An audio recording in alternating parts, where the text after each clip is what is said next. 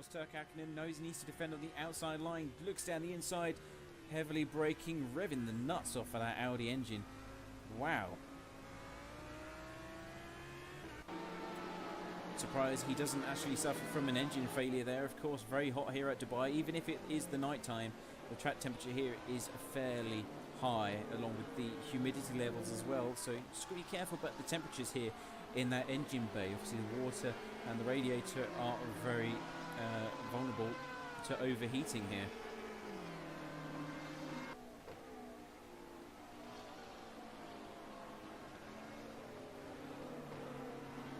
Now, what this is actually doing, of course, Turk Hakkinen is still in the lead of this race, and behind is the Audi. But just look for a split second in the background there. There is a very green McLaren 720S closing this gap down as well. 1.5 seconds adrift, which has been sawn off because it was obviously earlier on. Last time we viewed the GT3s, it was around 8 seconds or so to the leader of this car. But that has just been chopped in half, and they're right on the tail for this battle. It could be a three-way fight for the lead in GT3 coming up very soon. And I've got to be mindful that there are other classes racing here. I'm keeping an eye on live timing as best I can for you all to make sure that I don't miss any action. But this is by far the closest battle for position this high up in the race. And oh no, the Audi makes a mistake. That's a big tank slapper there from the Blue Bolt Racing Audi R8. Luckily saved it just in the nick of time before it spanned 180, and this is good news for the McLaren 720 in the background there. He's struggling to get past the GTE car. Not too sure which one that is, but that is not for position, of course. But that could be affecting the Team Simcoe's pursuit of the battle for this race.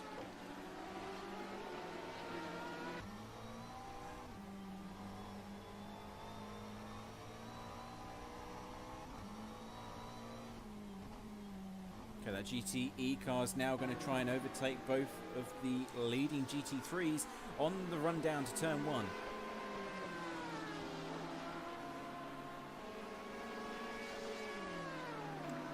And he's not going to be close enough. Here comes the Audi looking down the inside. Turk Hakkinen defending, but very close indeed. The Audi takes a lot of curbing, and Turk Hakkinen carries a lot more speed than what's necessary. The GTE car pushes the Audi wide and makes him a bit twitchy on the rear end.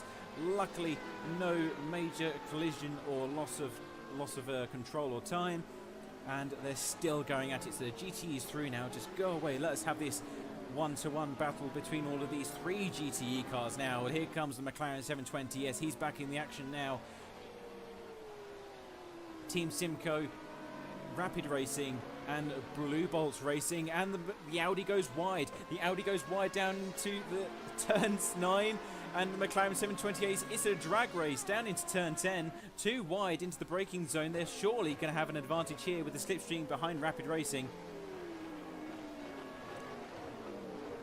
Who's got the potential? Oh, bit of a side swipe there. If it isn't rubbing, it's not racing. McLaren losing out back into P3 for the 720S of Team Simcoe. Blue Bolt Racing hanging on into P2. In the meantime, Turk Hakkinen trying to get away as best he can in that BMW M6. This is great stuff. Here comes the LMP2s. This is going to bring a new element of this race now. Oh, he goes off track limits. The McLaren doesn't see him and goes around the outside, off the racing line and off the grey stuff, in fact. And here comes one of the GTEs too. This is the 5th place racing car. This is Charlie Rigo for the 97. That's on-off racing going through the traffic, and this has made the McLaren lose out ever so slightly. But how's it going to affect the top running teams? Turk Hakkinen still got an advantage around 0.8 seconds going into the last corner. This is the end of lap 75.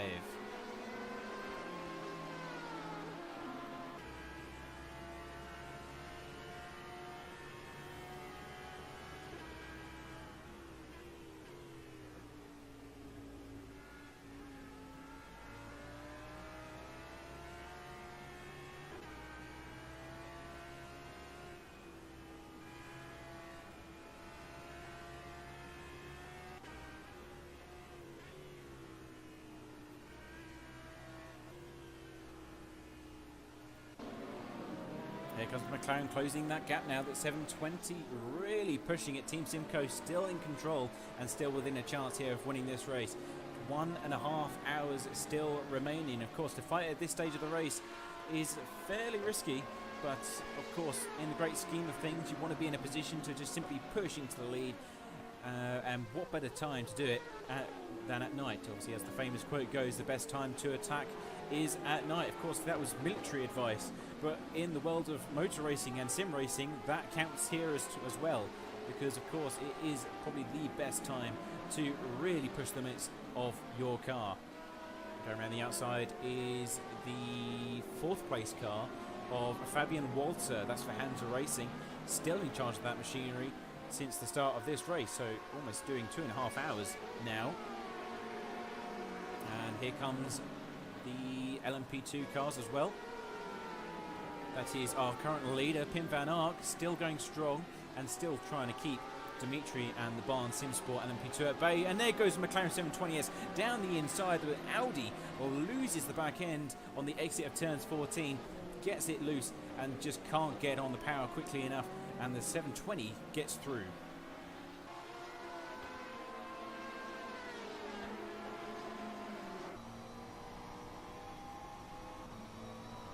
Now it is target locks for Team Simcoe.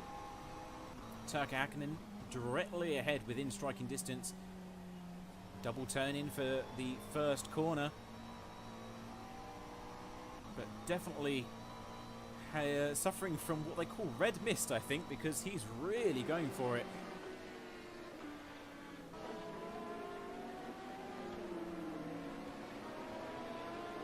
Look at he's just knocked off basically half a second in Sector 1 alone. This is an incredible performance from Team Simcoe at this stage of the race. Of course, we thought that they were suffering from some form of damage because they didn't have the race pace earlier on. But of course, don't forget that Turkka Hakkinen is on a medium compound, so we're expecting him to be slower than the 2 cars behind. Obviously, they are both on soft, the optimal tyre for this time of day.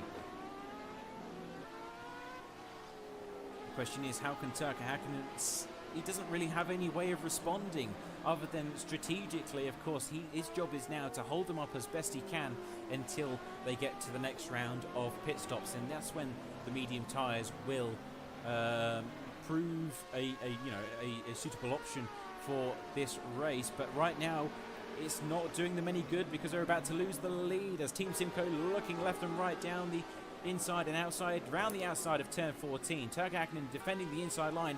Plenty of room given. This is wheel-to-wheel racing, ladies and gents. This is amazing stuff in the GT3 class. Don't forget the Audi right behind for Blue Belt Racing. Looking down the inside, thinks better of it. Not close enough just yet.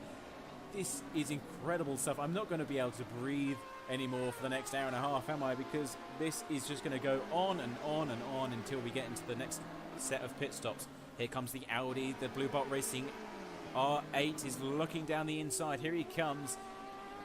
Oh, but the Team Simcoe McLaren just closing the door, saying, no, you're not having the inside line. That's mine for the taking, and we're not losing this P2 battle anytime soon.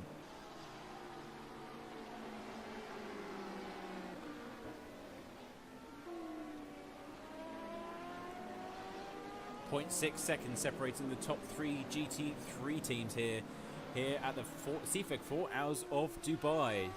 You cannot get any closer than this. Well, you could be 0.1 seconds away from each other, but I think that would be a bit too dangerous, to be honest. Turkka Hakkinen doing everything he needs to do at this stage.